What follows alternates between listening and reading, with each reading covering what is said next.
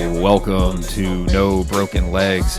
It is week 10 of the NFL season, and joining me once again to go through the NFL slate and find you winners so you can make some money before the holiday season starts is Jimmy Champ. Jimmy, how are you on this just miserable, cold and rainy Saturday night?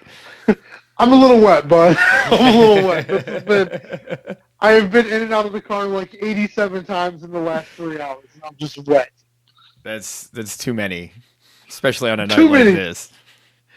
Oh, we got one game in the books that was also played in the cold rain. Well, it was a lot warmer down in Carolina, but the Carolina Panthers got a really nice win over the Atlanta Falcons in the monsoon. I thought Atlanta would win that game. I also thought there'd be more points, but any game played in a monsoon doesn't really mean a whole lot. But Atlanta really struggled to run the ball, Jimmy, and I think you were onto something 2 weeks ago that it seems like the league's figuring them out.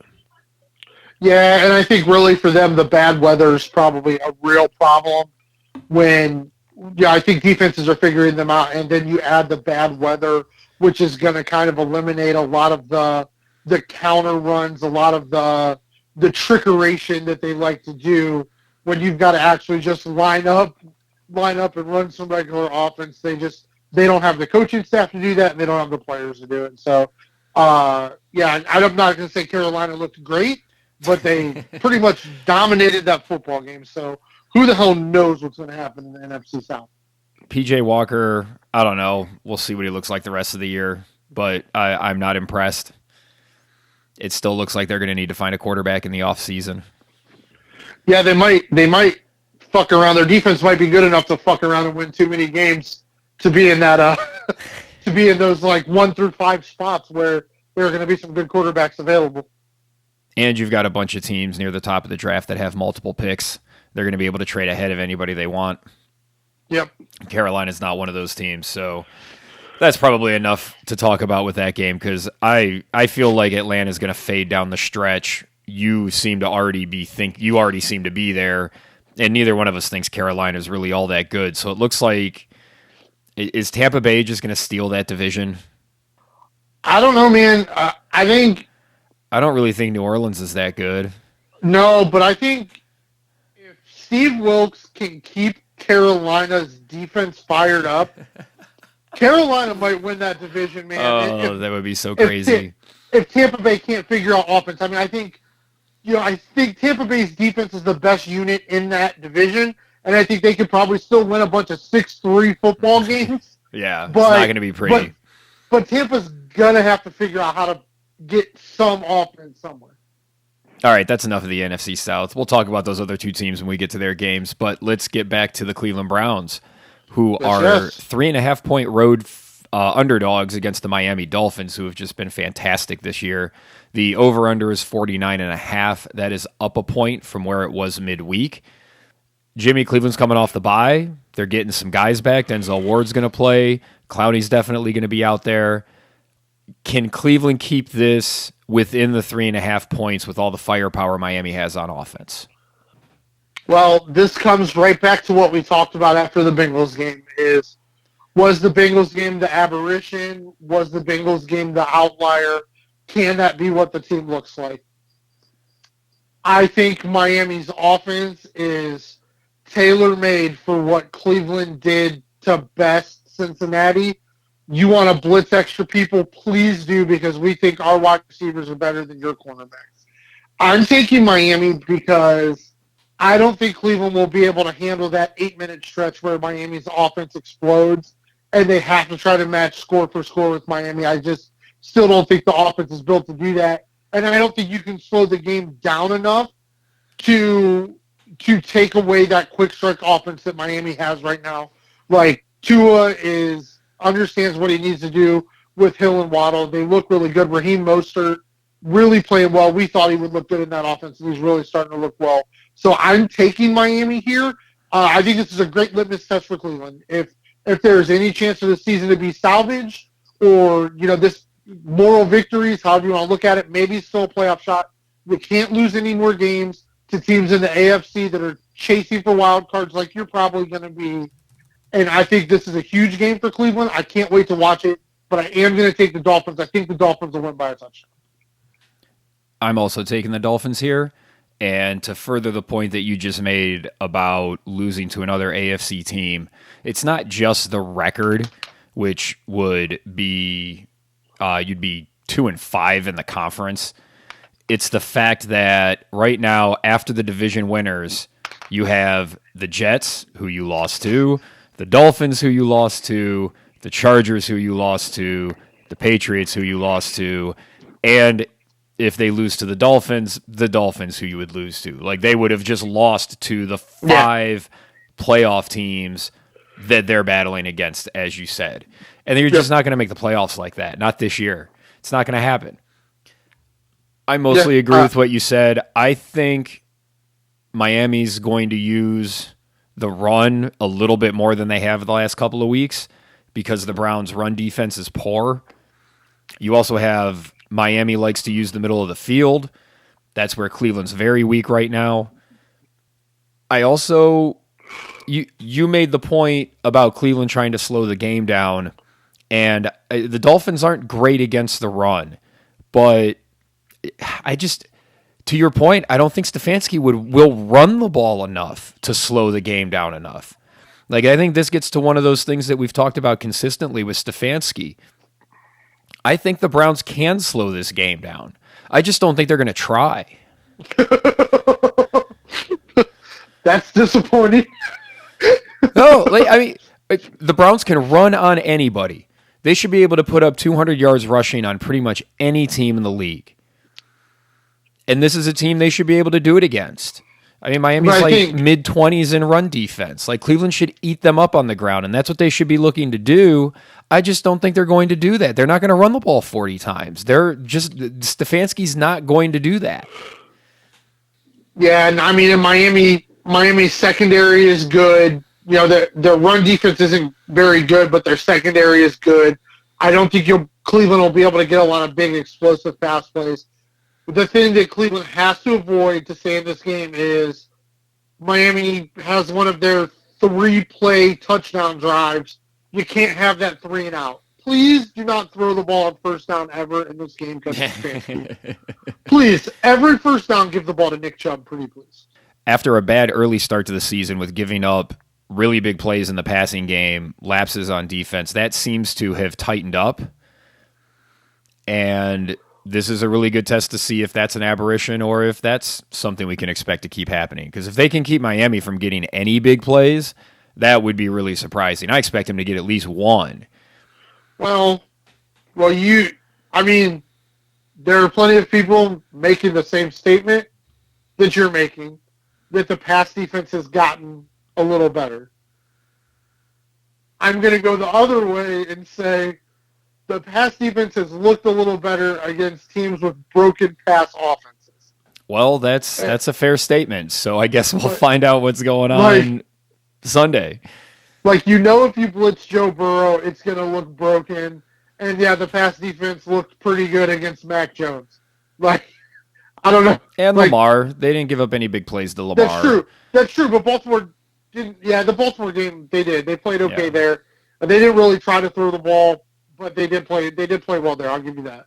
So, but I don't know if the secondary is really ready for just play after play to Waddle and Hill. I mean, we'll find out. They should be ready. That's why you have all those first rounders back there. And it's just, man, this is a big game for the Browns. Big game for Kevin Stefanski. You're coming off the bye. You had your best win of the season coming off the bye. Just hope they don't look flat. Hope they come out energized, and hope it looks good. Maybe Miles can wreck 2 games in a row. I hope. Like, this is a big game for Cleveland, but Miami's just rolling. I don't think the defense and the offense are ready for this Dolphins offense right now. I think McDonald does a really good job figuring out how to run that team. I think he does what Stefanski and Woods pretend they do and say they do, even if they don't always do it. I think he's good at scheming what works for his team. And if it comes down to a game of adjustments, I don't trust Stefanski and Woods. It's just that simple. Yeah, I think Miami wins this game by a touchdown. I honestly wouldn't be shocked if Miami won this game big. I wouldn't. I don't think they are, but it wouldn't surprise me if Miami just blows them out. Yeah. Now you've been really hot here. What do you think on the over/under? Do you like that 49? Oh, I like the over. Yeah. I think. Well, there's been a huge love fest for Jacoby Brissett this week on talk radio. Oh yeah, bud. And you would not know that Jacoby Brissett has turned the ball over in every single game. Like, you just wouldn't know that. You think he's playing sparkling football, and he has been really good. The offense is humming. Can he keep that up? I don't think so. I mean, he's only got to do it for 3 more games, but these are going to be tough games against playoff teams, and Jacoby Brissett usually looks like a different quarterback when he plays against playoff teams. Can he continue to turn the ball over when Kevin Stefanski asks him to throw it too much against good teams? Yes, he can. Yeah, and Miami, though, doesn't get many turnovers on defense. So if Jacoby Brissett turns the ball over, it's probably because he made mistakes. It's because he made mistakes as opposed to the defense forcing him into mistakes or the defense just making a play. Well, a lot of the interceptions he's thrown have been unforced errors. So. All right, so we have the rest of the NFL slate. We have the first game in Germany. Tampa Bay is hosting the Seattle Seahawks. They're 2.5-point favorites. The over-under sits at 44.5. Early Sunday game, Jimmy. A lot of people will be waking up, getting their morning coffee, catching some football. What do you expect this to look like? Seattle looks like they're a for-real team, and Tampa looks like they don't really know what they are. Yeah, I'm curious if those last 2 drives, one offensive, one defensive there against the Rams, really sparked something for Tampa. So I'm really curious to see how they come out, because it was a great stance on defense, and then they went down and got the score.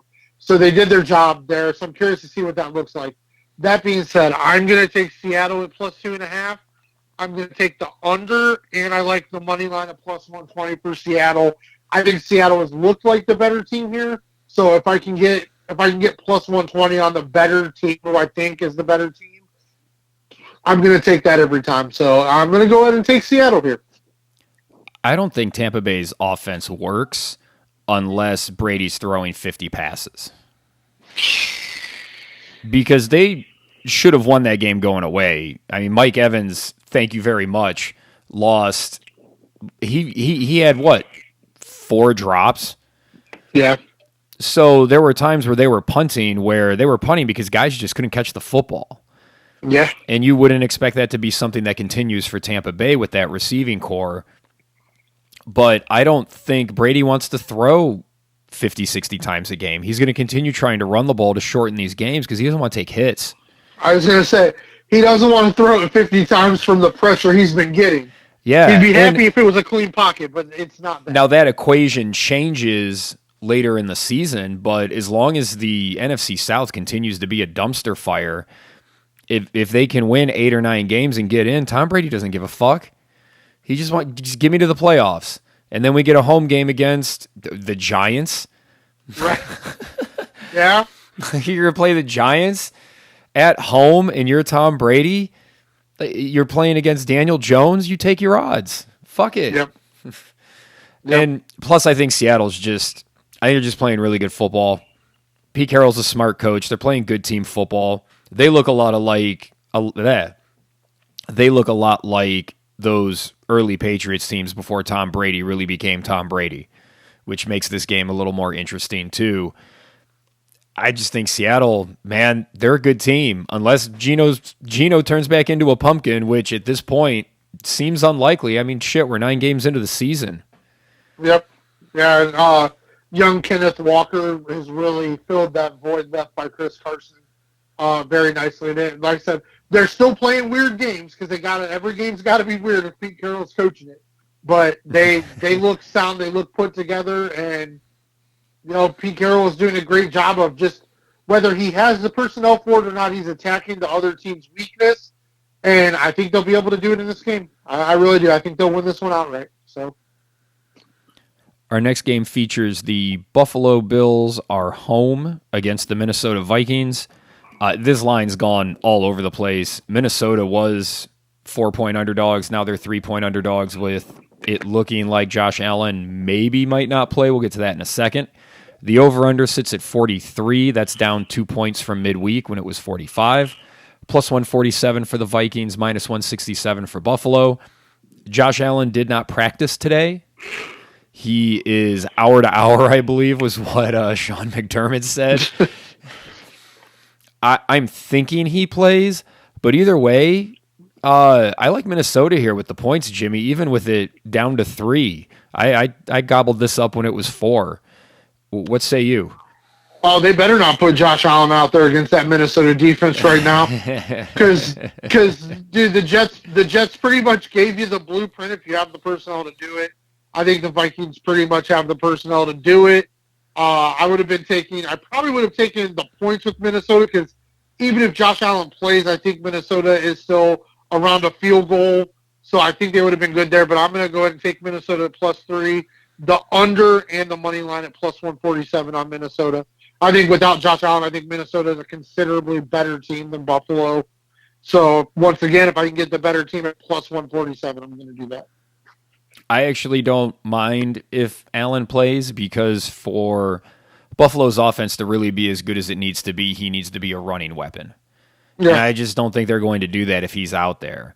And he was really struggling to throw passes last week. Like just simple drop back and throw the ball. Yep. Minnesota's used to playing close games. I think they keep this one close. This is one I probably throw a little bit of my previous winnings on the +147. I think that's a smart play, because I think they may wind up winning this game. And if Casey Keenum starts, you like them all the more. How are they going to move the ball? They can't run the ball. Josh Allen's their running game. If he's not on the field, they're not going to be able to run the ball. So what? You're going to put Casey Keenum's going to throw 50 passes? Yeah, I mean, this may give Buffalo a chance to actually examine their running back room and see who's good and who's not. It doesn't look like any of them are that good. I mean, you wouldn't know, though. I mean, it would be unfair to judge any of them with the few amount of touches they get in the game. I guess that's fair, but if they were better, they'd be getting more touches. It doesn't seem like they do a lot with the touches they get. Very up and down. Yeah, I 100% disagree with you. I 100% disagree with you. Okay. That offense, they're just like, we've got this shiny toy in Josh Allen, and we're going to keep using it.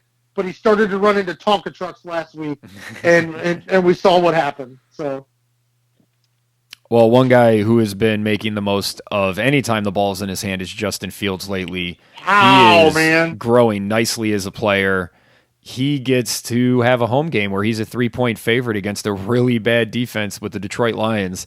The over-under sits at 48.5, +130 for the Lions, -150 for the Bears. I think the Bears probably win this by a field goal, so this is probably a push. So I like the money line here, Jimmy. Yeah, that's a good bet. I think the under is probably a good bet, too. I don't think Detroit's offense never looks very good on the road, and I think Justin Fields in Chicago is looking good, but I don't think there's going to be a ton of points in this game. But I agree with you. I think Chicago's probably a field goal better than Detroit. They probably win this by a field goal. So I like the push. But, man, Justin Fields is really – they've really got something going. I love the addition of Chase Claypool. He gets a chance to play with a kind of competent younger quarterback. If they can keep feeding him, I think he'll look pretty good, because Claypool, I think, is a pretty good wide receiver. So, yeah, I like the Bears here. You've got Minnesota's kind of cemented themselves this year, but right now it kind of looks like the regime in the NFC North, it kind of looks like it's up for grabs. So I think Chicago might be trying to cement themselves to make a little push there. So our next matchup is the Kansas City Chiefs are hosting the Jacksonville Jaguars. The Chiefs are 9.5-point favorites. The over-under sits at 50.5. -420 for the Chiefs, +350 for Jacksonville. Jimmy, it's the team we think's the best against the team we thought was going to really shine in Trevor Lawrence's second year, and he's really struggled. They're 3-6. Do you think they can keep this within 9.5? That's a big spread. Yeah, I think their offense is good enough to keep this within 9.5. I think it'll be probably a late backdoor cover that doesn't matter to anybody but degenerates like us. But I think I got to take Jacksonville plus 9.5 here. As a team overall, they're not playing well. Trevor Lawrence isn't playing great, but they have a lot of weapons on offense, and they have been scoring points. So I think they can keep it to 9.5. Absolutely. I mean, I think Kansas City's going to dominate early, but I think probably get maybe a late Etienne touchdown, a late Christian Kirk touchdown there to get a cover here. I agree. I think Jacksonville gets a backdoor cover. I like the over here. I think both teams put up quite a few points. I really like Kansas City in a money line parlay with Philly and a 2-team 7-point teaser. That would knock this down to 2.5. The Philly line would get knocked down to 4. We'll get to that at the end because that's the Monday Night Football game. I like that. I like that. I think with Josh Allen's injury and some of the problems that Buffalo's having with injuries in their secondary, they're not as dominant as they look like they were going to be. And Kansas City What? Kansas City's probably going to get the 1 seed because Buffalo's probably going to lose one of these next couple of weeks with Allen's injury.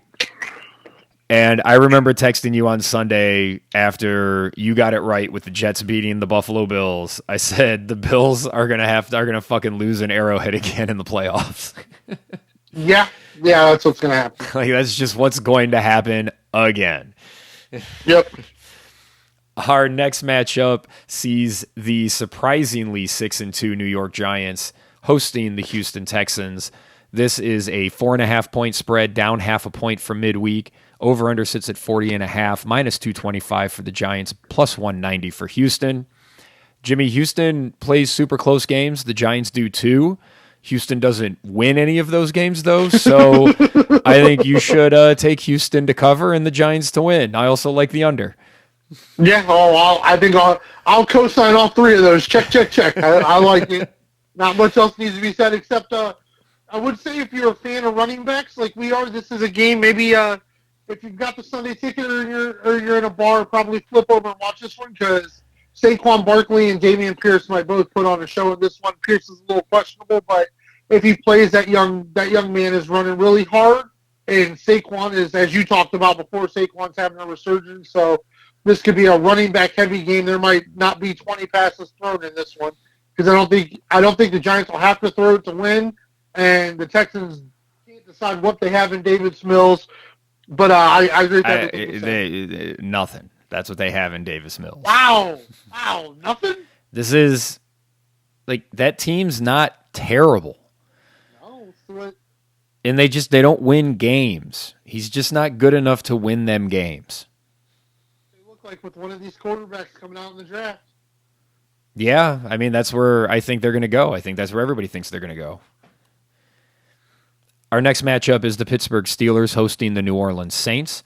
This line is now Saints minus 1.5. This is down a full point from midweek. The over-under sits at 40, minus 125 on the Saints, plus 110 for Pittsburgh. I gobbled this up when it was 2.5. I just had a feeling Pittsburgh was going to win this week because they don't seem to lose many games in a row. And then I forgot where I heard the stat, but Tomlin wins 80% of the time he's a home underdog. So that just made me feel a lot better about that, Jimmy. What do you think Andy Dalton can go into Pittsburgh and win this by more than a field goal? I'm going to go. No, I don't. I wanted to say it. I wanted to because Andy Dalton spoiled a teaser for me last week, and I wanted to hope he could spoil things for Steeler Nation this week, but I don't think so. I think we both still believe Mike Tomlin is a good coach, even with the limited talent the team has. New Orleans seems to be a mess. Things aren't working out real well for Dennis Allen, so yeah, I'll take the Steelers as well. I like the under. I don't think there'll be a lot of points here either. Yeah, I totally agree with the under. I still don't understand the Pittsburgh hate for Mike Tomlin. I sign off on it. If they want to run Mike Tomlin out of town, I wish them luck with their next hire because that guy is going to get hired immediately by somebody else if he decides to coach. Or he might just decide to just stop coaching and do something else. I don't know. But if he wants to coach, he'll find a job. Yeah, well, I mean, there's a lot of Steelers fans that haven't liked Mike Tomlin from the jump because of certain things, and they've been waiting for Mike Tomlin to have a bad season so they could legitimately say get him out of here and get us somebody that looks a little different than Mike Tomlin. So I don't disagree with that, but Baltimore does the same thing with John Harbaugh. Yeah. Or Jim Harbaugh. Whichever one. One of the Harbaughs. Yeah, and it's the same thing with Harbaugh. If he's fired, he'll take whatever, he'll find a job the next year easy. Yeah. Man, that would be crazy if Tomlin and Sean Payton are both available this offseason. There would probably be some teams to give up on some decent coaches to try to go after them. Yeah, I mean, Cleveland should probably be one of them. Ooh, spicy, especially for Sean Payton. Yeah, no, I agree. That's not going to happen though, because Payton's going to want full control, and they're just they're not going to do that. Yeah, they're not going to do it. I mean, well, I think I know how Dallas this season is going to end in the playoffs, which will be perfect reason for Jerry Jones to give Sean Payton whatever he wants. So, yeah, he's going to back the Brinks truck up. They were trying to do that last offseason. Or was Sean Payton going to go to Miami with Tom Brady? That's how it was. I don't know. But I think like a guy like Tomlin, if a guy like Tomlin, if they would actually let Tomlin go, I think he's the guy who you need to turn franchises around. Like I think he could, if he has it in him to do it. Like I think Carolina is a great spot for Tomlin. Like because there is some talent there. Like if Houston wants to move on from Lovie Smith, I think there's some talent there. I think Tomlin's a great fit there as well. I think if you're Houston, you're going to have to move on from Lovie Smith, but what you should be doing is finding that, I say it every year, if you're going to draft a quarterback, then find his coach. Find that offensive-minded coach that can develop that quarterback, because it ain't easy. Nope. Our next matchup is the Tennessee Titans, who are just taking over the AFC South. They are taking on the Denver Broncos. This is a 2.5-point spread. The Titans are favored. This is down 0.5 point from midweek. 38.5 is the over-under, minus 148 for the Titans, plus 128 for Denver. Denver got a win, but I still think they're a mess. Do you agree with me that Tennessee is going to win, cover, even if Malik Willis is starting instead of Ryan Tannehill? Yeah, I mean, well, no, I'm just going to go ahead and keep bashing Ryan Tannehill as we've done for 2 years. like there, in my opinion, there's not a comparable difference at this point between Tannehill and Malik. Tennessee knows what they need to do to win. I think they can do that even if Tannehill doesn't play. The Broncos still stink. Derrick Henry is back alive and feeling good. So, yeah, I'm on the Titans to cover this all day. Yeah, I like the over, too. I don't know why. Really? I think Tennessee might win this game by 2 touchdowns. Not enough. I'll you know what? I might see what the odds are for them at minus 14, where you can get extended odds at some books. If the odds are spicy, I might throw a little bit at that. But I like it. I kind of like. I mean, I like Tennessee to win this game, but I think they may put a hurting on Denver, because Tennessee is a well-coached team that knows exactly what it is and what it wants to do. Yeah. And Nathaniel Hackett doesn't seem to understand how football works. I mean, he's been better recently. He hasn't had any decisions that make you go, "Whoa, what the fuck are you doing? Like, have you seen football, sir?" So I guess he's getting better, but when you're getting better from being catastrophically bad, you're still bad. Right. Yeah, absolutely. Speaking of things that are catastrophically bad, the Las Vegas Raiders are 2-6, taking on the Indianapolis Colts that are 3-5-1. Vegas is favored by 4.5. This was 6 midweek, so a big shift towards Indianapolis. I have a theory on that. I'll run by you here in a second.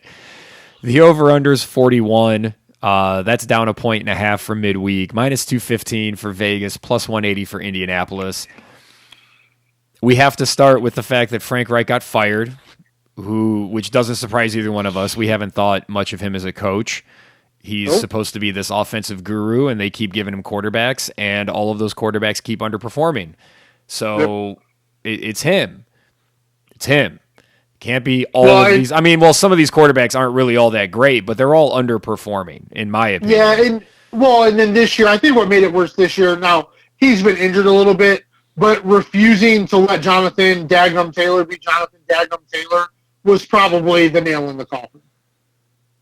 Yeah, he's another guy that seems to want to throw the ball a whole bunch so he can show everybody how smart he is instead of just saying, oh yeah, why don't we let our good offensive line block for our great running back? Yep. I don't think Jeff Saturday has any business being an NFL head coach. I don't think he has any business being an interim head coach. He got this job because he's buddies with the team owner. And a lot of people have already speculated that they're going to get around the Rooney Rule by making, they threw the interim tag on him. Maybe they keep him, maybe they don't. Regardless, right. If they end up keeping him as the coach, anybody they interview in the offseason is going to seem like a token interview. So, right, but to be fair, though, the Rooney Rule doesn't apply to interim coaches hired during the season. So that's. But that's what I mean. Everybody's saying he got the interim tag so that he can be hired full-time in the offseason. There's no way. There's no way they're giving this job to Jeff Saturday. There's no way. No way. I think after after the life Jeff Saturday is going to live for the rest of the season, Jeff Saturday's not going to want the job. Well, that's a fair point because everybody that was doing anything involved in the offense isn't on this team anymore. And he's never coached in the pros. He's never been a head coach in college. He has been a high school coach. And now he has to come in and implement and coach an offense. Do you think he just gives the ball to Daggum Taylor? Yeah, I think he should. I hope he does. I know they promoted somebody from the staff to call plays or whatever. This should look like their offensive scheme should look like a Tecmo Super Bowl playbook. Like, it should be 6 plays. Just do this over and over again. Like, I don't understand. Like, I know you said you had a little bit of a theory. Like, I don't understand the money on the Colts. Like, Josh McDaniels should be fired if he can't win this game by a touchdown. I like Vegas to win this game when it was 6. I do think it'll be an under because I think Indianapolis is really going to struggle to score. Yeah. I think what has happened is everybody loves Vegas, and that line was super big, and I think a lot of people took Indianapolis when the line was high, and now they've bet it down to 4.5, and I would assume the Sharps think this is going to be like a 5-point game. And I think they're playing the middle. I think that's what they're playing for. I think they've bet this to the middle to try to double dip. Yeah, that's my theory. That's a good theory. My hypothesis. That's a good hypothesis. I just don't think it. I think the Colts are going to look like trash in this game. Oh, I'm with you, man. But I think they think so too. And but I still don't think the Raiders are good enough to blow them out. Yeah, that's what I think. Okay. Yeah, okay. What have we seen? What have we seen from the Raiders that makes you think they can blow anybody out? Well, because they've been dominant in first halves and horrible in second halves, and maybe the Colts get something. Yeah. Oh man. Like, this is a game that, like, this is one of those games. It's like, it's so intriguing because to a point I don't want to watch it at all, and then to a point I want to watch every single thing. I think you touched on something about Josh McDaniels with your comment just there about how they look good in first halves and then they don't seem to be able to make the right adjustments in second half to close games. I think that shows that Josh McDaniels can plan and organize, but can't do the game day stuff needed to consistently win in the NFL. Yeah. And he also has a quarterback that doesn't seem to come through in the clutch in the fourth quarter. What? Just when they need to win games, they got Derek Carr back there. And they're paying him a hell of a lot of money, but nobody seems to want to say anything about how Derek Carr has been extremely disappointing this year. What? You mean adding Devontae Adams didn't make Derek Carr a superstar? No. I can't believe. Oh no, wait, I can't believe it because that's exactly what Devontae Adams is probably sad. I mean, he's sad in a pile of money, but he's still probably sad. He's sad to some extent. Well, he's not as sad as his old team, the Green Bay Packers, who are hosting the Dallas Cowboys. Wow. The Packers are 3-6. They have one more win than the Raiders. They're 4.5-point home underdogs. This is moved a half point towards Green Bay from midweek. Over-under was 42.5. I liked the over then. So does Vegas, apparently, because it's been teased or it's been bet up to 44. Plus 176 for the Packers, minus 210 for Dallas. Is this it, man? Is Green Bay done? Yeah. Yeah. I mean, I hate to say it because I will say, like, you know, one of those guys I don't really like to talk about, pro athletes that I didn't actually get to see play.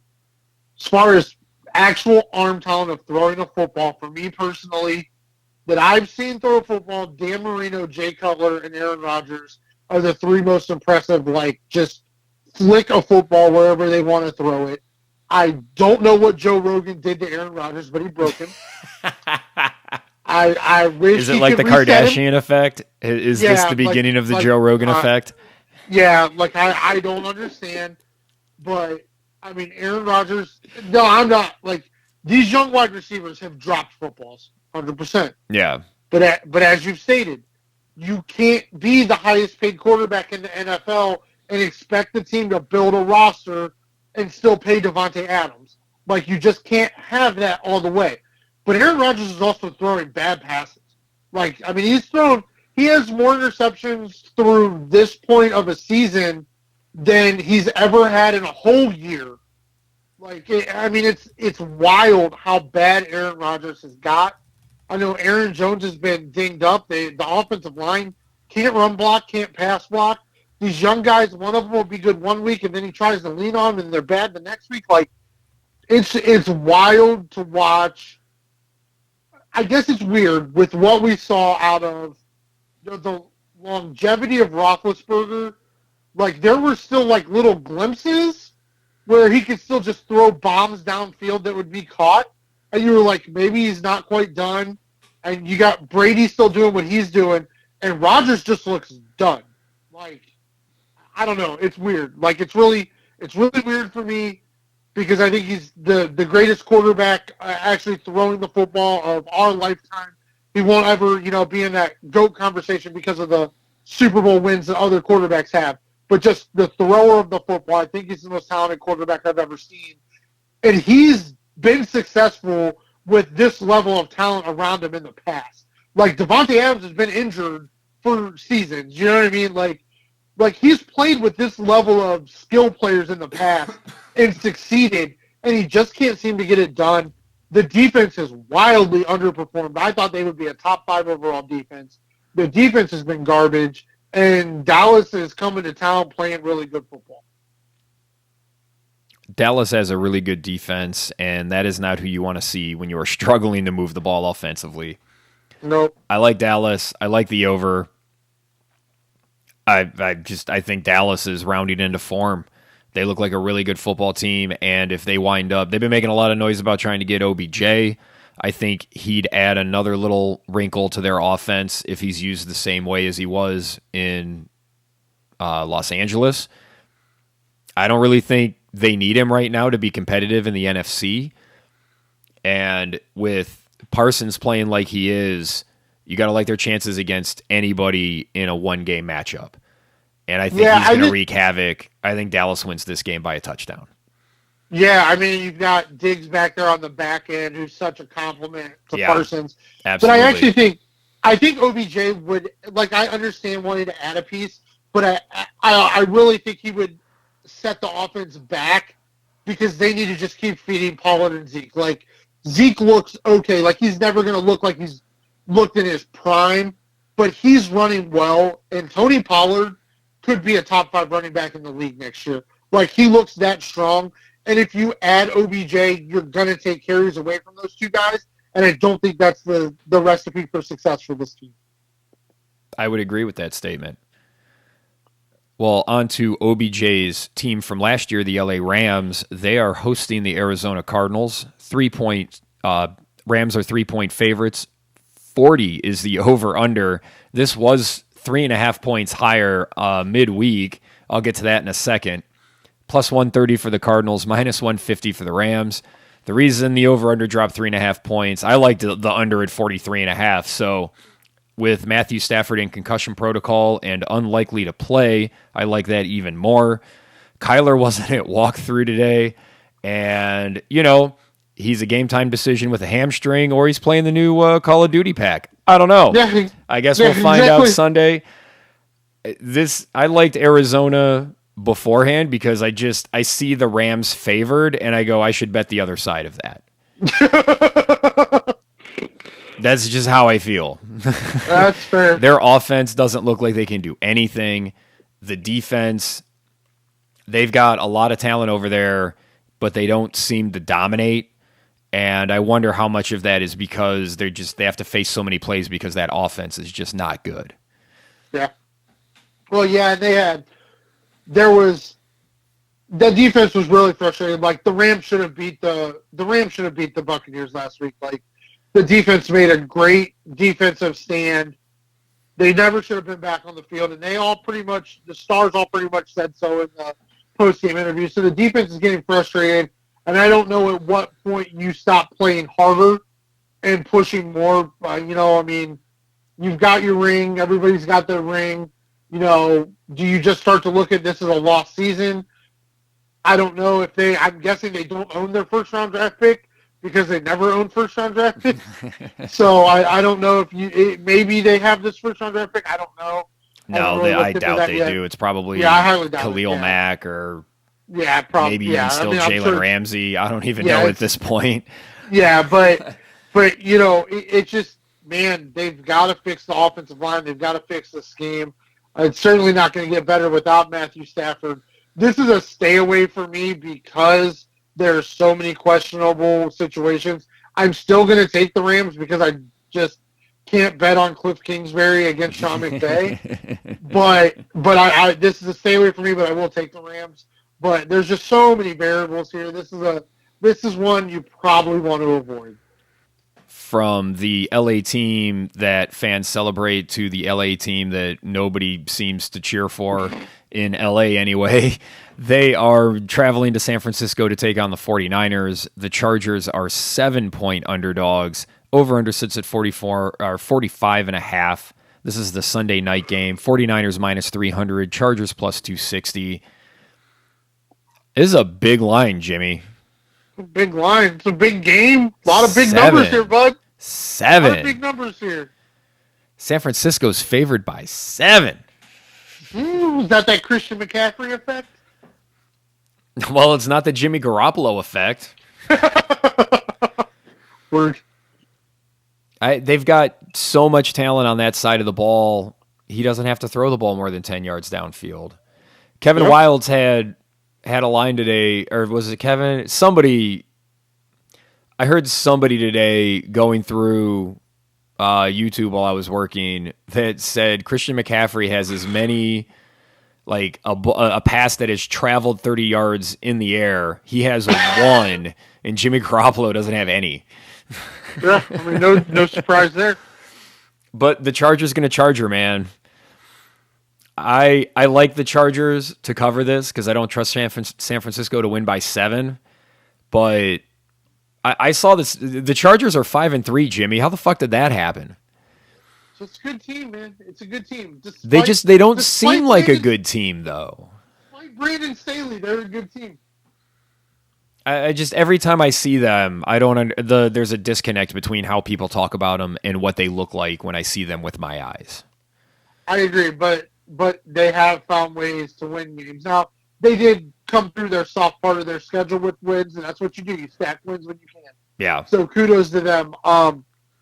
I mean, I was super high on the Chargers. I thought they were one of the four best teams in the AFC coming into the season, like a lot of people. And Justin Herbert just hasn't quite taken that next step.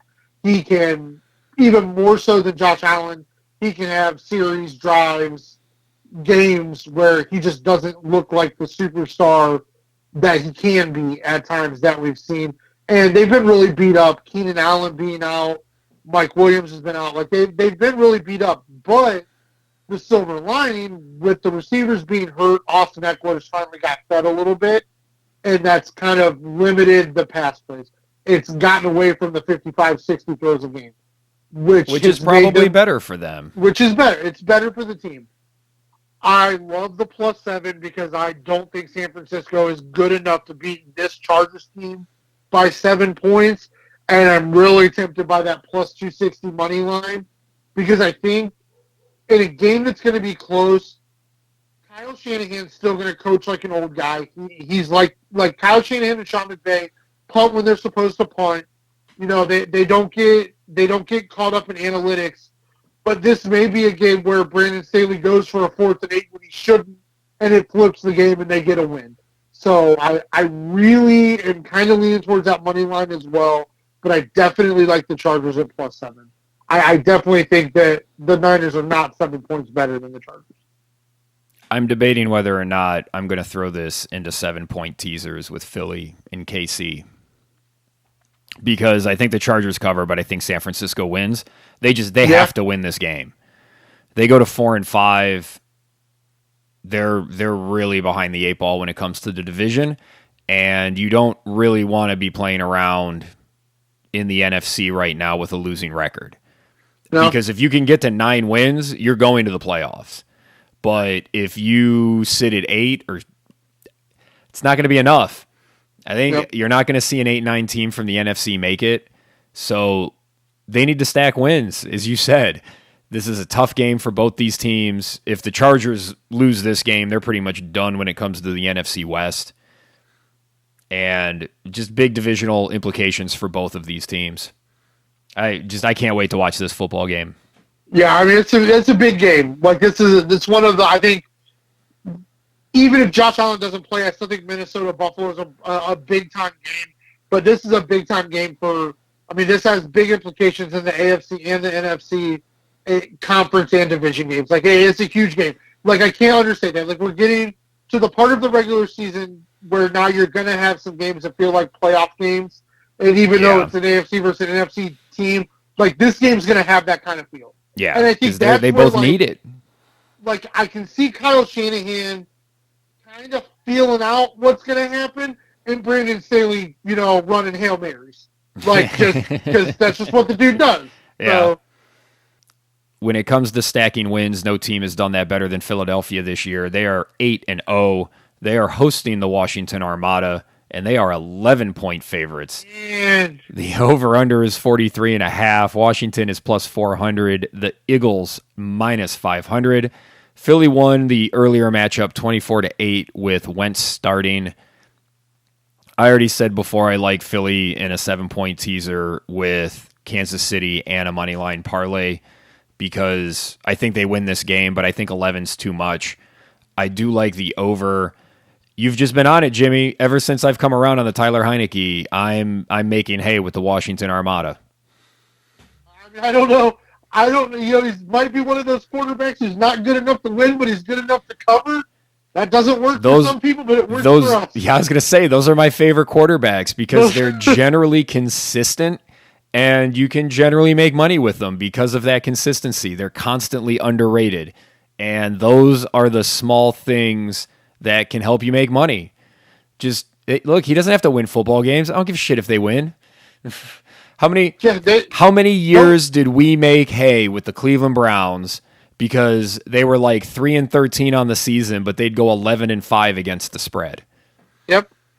Yeah, and it's weird. Like Washington, the Armada kind of has the opposite of what the Raiders do. Like they've been really bad in most first halves, and they've played really well in second halves. And I can see Philly getting out to a big lead. Ron Rivera, he's a good coach. Yeah. Yep.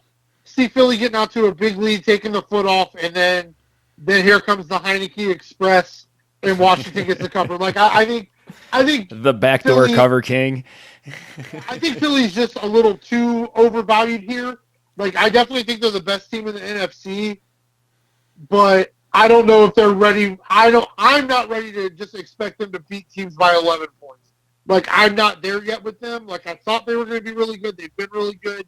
I made a lot of preseason bets with them that are looking good, but I don't think they win this game by 11. I love your 7-point teaser with Kansas City. I think that's brilliant because I see that, but 11's too much with the way Washington plays in the second half of football games. Also, Philly's probably going to lose at some point. You would think if they're going to lose, it's probably going to happen to a divisional opponent. Yeah. That's the most likely thing. So if you're somebody that wants to maybe start making plays against the Eagles, this would be a week to do that because plus 400 are really good odds. You can make a small really bet odds. And hedge against something else. So definitely, depending on what your betting strategies are out there, take a look at that plus 400 as a hedge. Don't go crazy with it, but I'll probably talk myself into putting a hedge on that if Sunday goes like I think it does, just to make sure I'm making money on the Monday night game. Yeah, no, absolutely. Like you said, I mean, especially with that extra game, the chances of a team going undefeated are so narrow and so slim. And I agree with you. You would think it would be a divisional opponent. So yeah, I think that all really checks out. Like I don't know if I can do it just yet.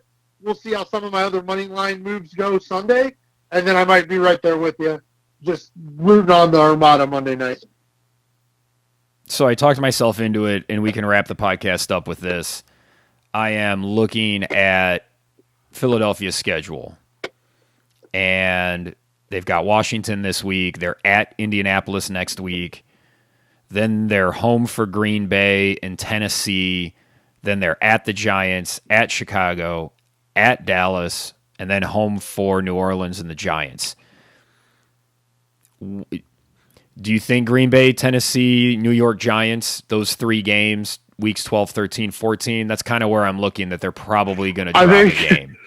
I think we're going to be throwing a lot of money at the Tennessee Titans that week, bud.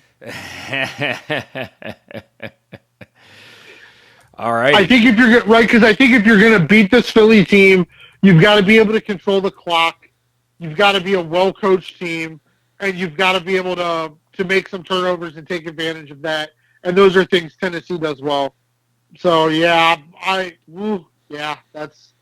probably be the spot I would look at. Would be that Tennessee game. Yeah, definitely not worried about him against Indianapolis. No, sir. No, sir. Jeff Saturday not coming into town with a victory.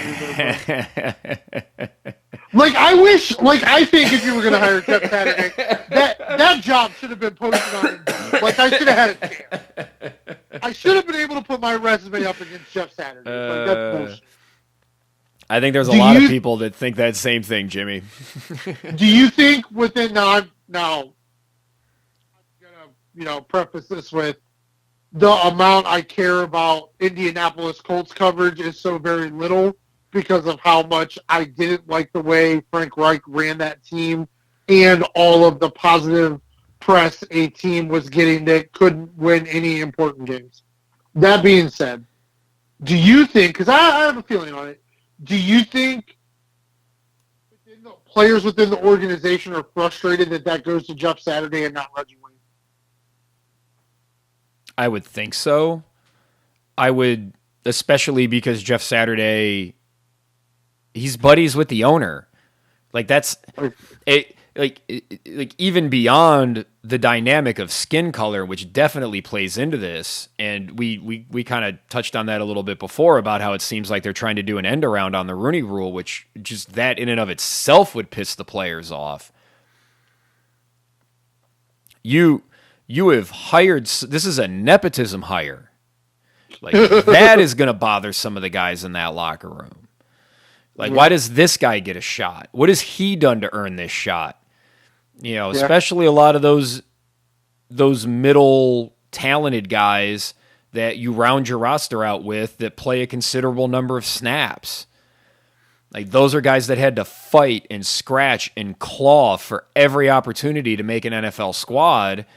And now the guy in charge of them he's done nothing. Now he can talk.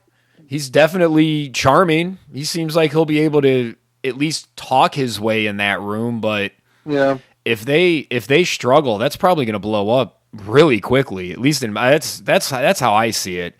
No, I agree.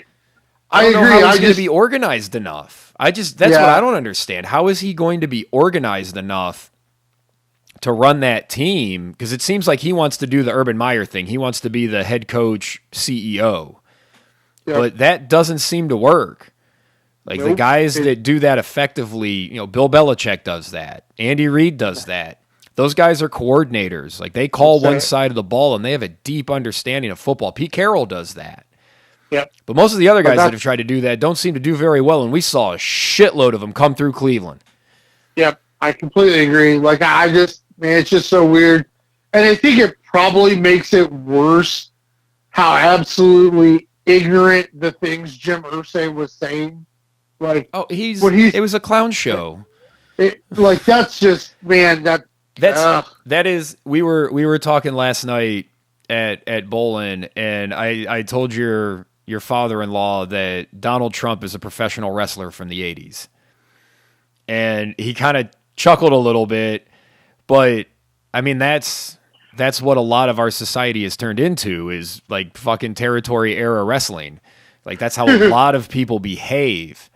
And that's what that reminded me of. It was like he knew everybody was going to think he was crazy, so he just went out there and he's like, I'm going to cut a promo on him. Yeah. I mean, when he made the statement, well, we're just fortunate he was available. I'm like, well, no, there weren't any other high schools trying to poach him away. Like, Jesus, Irsay. I can't. The whole thing reeks. It's a bad look for the league, and I think this is what happens when, how do I want to put this? So the whole thing with Daniel Snyder, they're basically forcing him to sell the team, because I don't think he wanted to sell the team. I think he was ready to go scorched earth, and I think they worked something out behind the scenes and basically pulled him aside and said, look, motherfucker, you're going to sell the team, and this is what you're going to get out of it, and you're going to shut the fuck up. And he's gonna sell that team for like several $1 billion. So I'm not weeping for Daniel Snyder, because his disgusting actions are going to net him billions of dollars. Yeah. But there's owners in the league that are sitting back and privately thinking, well, who the fuck's the league to tell me what I can do with my team or how I run my business? Who the fuck are they? We see that attitude everywhere, man. Look at Elon Musk right now. That dude's like hemorrhaging money because fuck you, I'm going to do what I want to do. Like, yeah, he needs to leave my Twitter alone, man. And this, just from Jim Irsay, seems like a fuck you, it's my team, I'm going to do what the fuck I want, and I don't give a shit what your rules are. I don't care what your rules are. You know what your rules are? They're only as good as you can enforce them. And I think he's daring the league to enforce the Rooney Rule on him, and he's going to do an end around on it and make a mockery of it. And it's weird. It's just weird that they hired Tony Dungy. Jim Caldwell was there for a while, so I don't think, I don't think this is a racial thing, even though that's definitely part of this. I think Jim Irsay just hired his buddy because he doesn't know who to hire. Yeah, no, I completely agree. I completely agree. Like, I know there are a lot of people that are always like, you shouldn't fire a coach mid-season because who are you going to have to do the job better? Well, sometimes it's not about better. It's about just getting rid of what's like. I think it was time for Frank Reich to go. Like, I believe that he's underperformed. And I think Jim Irsay doesn't know what to make of this team. And I think, Jimmy, do you think Jim Irsay's thinking about blowing this team up? I think in Jim Irsay's mind that his Indianapolis Colts have won like 6 Super Bowls. Well, as much as I heard him talk about how they've been like the fourth winningest franchise since like 2001 or some bullshit like that, as if anybody gives a fuck how good they were 20 years ago. Yeah, I think he really thinks they have performed more on a large scale than they have. I really do believe that. But dude, do you think they underperformed during the Andrew Luck years? 100%, yes. Yeah, I agree.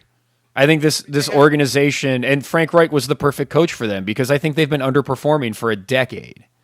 It's just weird to me. If you've been here with us for any amount of time on No Broken Legs, you know how we feel about Derek Carr as a quarterback. We thought Josh McDaniels is a great coordinator, but not a great head coach. But I got to be honest, Raider Nation, I'm pulling for you this week because the Colts need to be taught a lesson. We need a 56-0 drubbing. We need Jeff Saturday to quit his first real day on the job. I'm going to go back to what I was doing, but this sucks. Well, maybe they can just call plays for Josh Jacobs and Devontae Adams. That would be a good place to start. You might just want to do that. I don't know. Might be a good idea. Throwing that out there for Josh McDaniels. You might. I think maybe that's part of the problem. He's just not used to having, guys that are that good. Hasn't really had that very much in New England, singular players that can turn games. He doesn't know what to do with them. I don't know. Well, I think it's a lot easier to be an offensive coordinator when Tom Brady's your quarterback. I mean, I'm going to go out on a limb, Jimmy. That's my expert analysis as I sit here in my 2-bedroom apartment in Lakewood doing this podcast with you, that Tom Brady makes it easier to coach an offense. Fucking A, Cotton. Fucking A. Just deep insight there. He made it work in Denver to an extent, but he just doesn't seem to be able to make the adjustments that he needs to make. And if you're going to be good in the NFL, you've got to have players that can just flat out take over a game when you need them to. And he didn't have to make a lot of play calls in big pressure moments in New England because Tom Brady was making those calls on the field when they were going no huddle. And that's fair. No, and I'm not bashing Josh McDaniels. Tom Brady should be making those decisions. That's just fair. How it is. But if you don't have that guy that can do that, it makes it difficult to run the 2-minute drill. That's something else we saw a lot of in Cleveland. It doesn't matter who your coach is if your quarterback can't do the things on the field that help your team win. Yeah, and that, to kind of pull it full circle, Jacoby Brissett and the Browns, another reason that I like Miami, just to kind of full circle here, Jacoby Brissett has missed a lot of touchdowns. There have been a lot of plays out there where if he threw a ball just 5 yards farther downfield, that's a touchdown. Yep. And he's done that several times this year, and he seems to do it once or twice a game. And if they're going to beat Miami, he's going to have to make those plays. But he hasn't made them this year, and over the course of his career, he generally doesn't. And that's, I guess, to further you help me get full circle here, Jimmy, get us back to Cleveland and Miami. But that's a big reason why I like Miami. But I think that's the thing that has bothered me so much about the Jacoby Brissett coverage is, hands down, the offensive line has played really well this year. Nick Chubb continues to look like Nick Chubb. And Njoku has been good in spots. Amari Cooper's been good in spots. I don't know. That offense seems to be fine without him. And that's it's not to say Njoku hasn't been good, but for as much as they're paying him, why doesn't the offense seem to miss him? We'll do the dollar per touchdown just like we did with Hooper and see how it plays out. But they've also all disappeared at times. But I just feel like when Cleveland media and even some national media, when they're judging Jacoby Brissett, they just ignore those touchdowns that he's missed and ignore the late game interceptions. And I think that matters a lot. But I think the Browns are exactly where we expected them to be. Well, I think these are the games where it matters a lot. Yeah, I agree. But I just feel like there's a lot of people that are well, Jacoby Brissett has been great, and the offensive line has been great, and Nick Chubb's been great. Why is our record where it is? Because Jacoby Brissett hasn't been great. Yeah, Jacoby he's made Brissett, some pretty key mistakes. Yeah, like, he's been good in spurts. He hasn't made a ton of mistakes, but it seems like every mistake he makes they're costly. Is either taking points off the board or giving points to the other team. Yeah, I agree, and that's, flipping fields and things like that. Yeah. So, like, you gotta hopefully. Well, he's got like 4 fourth-quarter interceptions, so that's part of the reason they're fucking 3-5. Yeah, no, absolutely. But that Bengals game was the most complete game he's played, even though it started off shaky. He looked the best I think he's looked against the Bengals. You get the bye week. We'll see what it looks like here against Miami. This is a must-win for Cleveland. If there are any, you can't count yourself out of the playoffs or the division yet. If you have those aspirations, those hopes left alive, that you turn over to Deshaun a chance at success, you have to beat the Dolphins. I just don't think they can do it. I really don't. I hate to say that. Miami is just humming.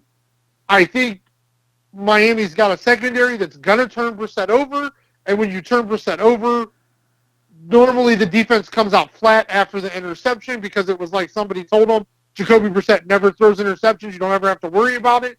I don't know. It's kind of weird. And they just don't. Like, they're just like, oh, well, that didn't happen, so we don't have to play. I don't know. It's really weird. But like I said, I do think but this is a big game for Stefanski, Brissett, the whole offense, the whole unit, everything. If you have any aspirations left, like, you've got to get up for this game like you got up for Cincinnati. It's just as important, if not more important, than the game was in Cincinnati. Because, like you talked about, the Dolphins are one of the teams you would be battling for a wild card spot. You've got to get a win over one of these teams. So they need the passion, they need the fire. They got to come out. You got to get to Tua, but also keep the brackets on Waddle and Hill and not let them get behind you. And at the same time, don't let Raheem Mostert take draws right up the middle of the field, which is what I think you would do if Miami gets the ball first. If you can find a prop bet for Raheem Mostert first touchdown, I would bet it. So, this has been fun, Jimmy. Thank you for joining me tonight. We had some good. We got into it a little bit with some of these teams and some of these players. And this is the time to get into it. It's week 10. We've seen 9 weeks, so we've seen at least 8 games of everybody. And we got a good feel for where these teams are. Yeah, I think we do. We've really kind of got a feel for a handful of teams. There's still a couple that we're not sure of, but I think we're getting there. We're getting dialed in. And like I said, we're getting into some important football games. And I think we've already hit it with Atlanta. Atlanta was hot for a little bit. We thought Atlanta was falling off. I talked about it last week. I do think the Giants will beat Houston this week, but then I think the wheels are going to fall off the Giants, so I think we'll be able to make some money betting against the Giants as they go into their downward spiral for the season. Weird to say, I think we're going to make some money betting against Aaron Rodgers here, which is kind of weird. Like, there's a lot of opportunities, I think, right now to make some money in the league. So just super excited for this week. I said there's some big games, and can't wait to watch them, man. Absolutely. And I'm baking a hypothesis on young players coming into the league, because we talked about how the last couple of quarterback classes haven't done very well. No, sir. It's baking. It's not quite done.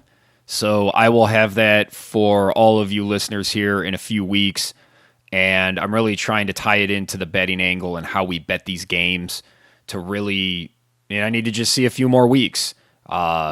Just to get some more data to understand how exactly we should be approaching this. So I will have that for you at some point in the next few weeks, and I'm hoping to have it fully implemented by the playoffs, because some young guys are going to decide playoff games, and I want to be able to give you guys the opportunity to think about what I've come up with. So we'll have that for you later in the year. Jimmy, thank you again, sir. It's always a pleasure. No place I'd rather be, brother. And I would like to thank all of you for listening. Please give us a like or a subscribe so you can stay up to date on all of our latest podcasts. We'll be hitting the playoff season not too long away as we get through the holidays, and we will go through it all for you to keep finding you winners right here at No Broken Legs.